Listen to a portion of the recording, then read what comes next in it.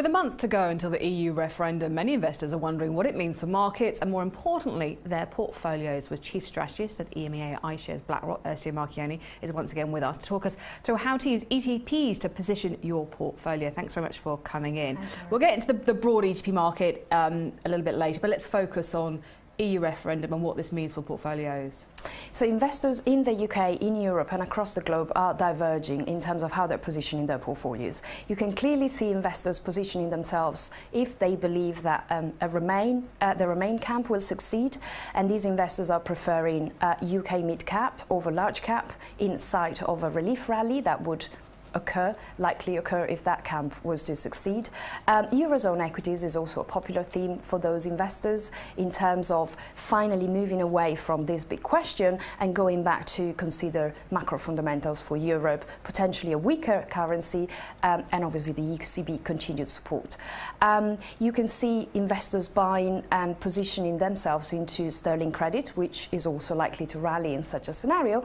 And in general, UK investors for those situations will probably look at international exposures in a hedged version to prepare for a rally of the pound. And for a leave scenario, what are we seeing? I presume gold is one of the things people are looking at? Absolutely, completely. And that's where I think part of the continuous inflows that we see in the exposure are coming from.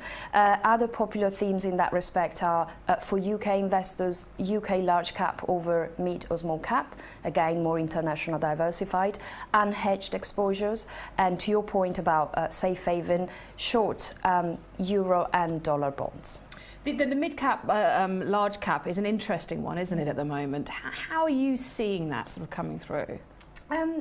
Flows are picking up around that topic. So technically, we tend to see a preference for FTSE 100 ETP trackers. That's the historical blockbuster. And I've seen flows into other areas of the UK range now, which I think are really expressing these different views that investors are playing out.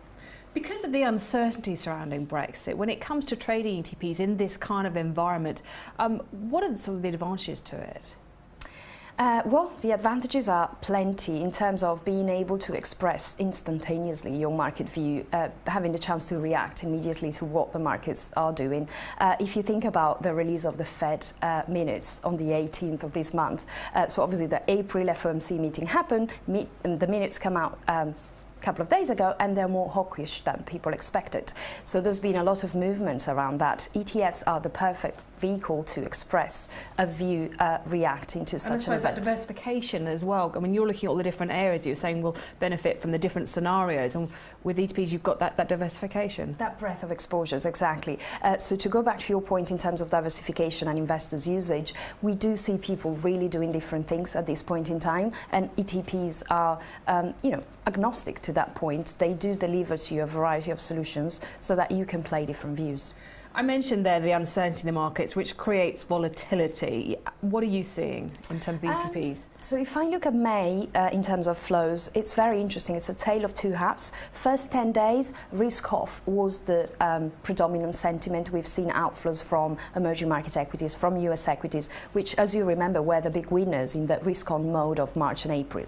Now, moving into the last 10 days, it's interesting again. We've seen US equities picking up again, Japanese equities recording flows, fixed income, risk-on themes such as emerging market debt or high yield continuing to attract money. So it's a bit of a mixed bag, and in all of that, gold continues to do really, really well. So I think volatility means different things and different portfolio strategies for different investors. And again, with ETFs, you can implement them all. Okay, got to leave it there, but thank you very much, Ursula Marchioni there. And for more on the ETP market, don't forget to check out the ETP page on IG.com. And for more on the Brexit, we've also got the very own Brexit page with the latest up-to-date news and analysis, and of course the binaries, another way to trade the EU referendum.